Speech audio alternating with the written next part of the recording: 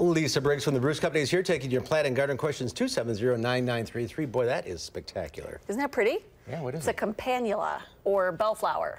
And it's a perennial here. This bigger one is also this darker purple one that's a different form of the same plant. So full sun. Yeah, full sun yes, perennials. yeah. Some daylilies? Daylily, little cone flower. Very pretty. Things are blooming now, I'll tell you, with all this rain and humidity. I know. We need some sun, though. Yeah. I wasn't here last week, but apparently there was an earwig. There's a little leftover business from last year. Okay. And so someone called into Linda and Susan regarding earwigs, and Linda talked a little bit about an earwig trap. But if you want to kill earwigs, this is the stuff. This is Sluggo Plus. Sluggo just works for slugs, and Sluggo Plus does slugs and earwigs. So it's you sprinkle it on the ground by the plants, and they eat it, and then they crawl away and die. It works? Yes, it does. All right, there you go. Been around for ages. Hope that answers last week's question. Yeah. Let's go to Judy in Richland Center. Hi, Judy. Good afternoon. Hi, how are you? Great. My question is on a LA bulb lily or Asiatic bulb lily. How soon can I cut the stem back? Have they bloomed yet? Yes.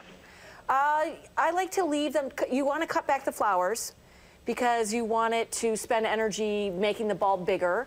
But I like to leave the stems out until they start to yellow. When the leaves start to yellow, then you can cut it back. But cut off those pods. Cut off the dead flowers. Okay. All right. Betsy in Cottage Grove. Hi, Betsy. Hi. I have a rose plant that has beautiful foliage, is growing beautifully, but for the past 3 years, I haven't had one single flower on it. Am I doing something wrong? Well, there could be a couple of things. First of all, roses need 6 to 8 hours of really strong sunlight to bloom.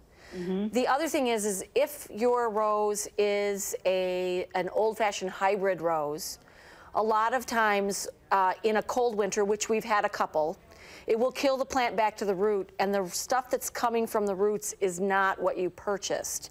It is a rootstock that's meant to increase vigor and to make the rose more hardy, but it's not really a good bloomer.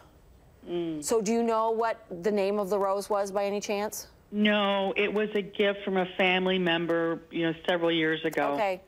You're not pruning it in the fall or anything? That wouldn't matter, because roses will bloom on new wood. Betsy, look really close at the base of it and see a lot of times roses will have like a little metal tag on it that'll tell you what the name of the variety is, and if so, then call in to the plant desk and we can tell you whether it's a hardy shrub rose or whether it's a hybrid rose. Okay. All right, let's go to Sue in Madison. Hi, Sue.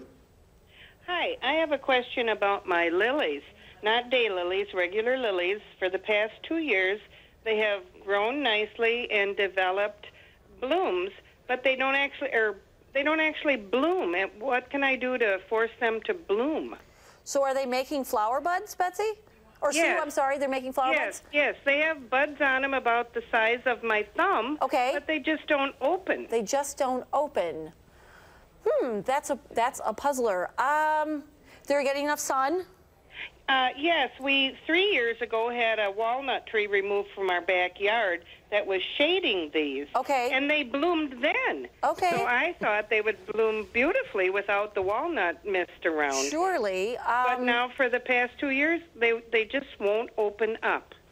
Boy, I don't have an answer for that, but what you could do is try a little bloom boosting fertilizer. So when you look at a fertilizer and there are those 3 numbers, you want the middle number to be the higher number and see if that'll sort of give it a little kick in the pants. A little bone meal too, maybe? Yeah, that bone meal would do the same thing. All right, let's go to Karen in Madison. Hi, Karen. Hi. My question is, do you know if Nicotiana flowers are toxic to hummingbirds? No, they are not. And actually, they're a big hummingbird attractor. And they're really pretty because a lot of the varieties will bloom at night, and they're highly scented. But no, they will not harm hummingbirds. They like them.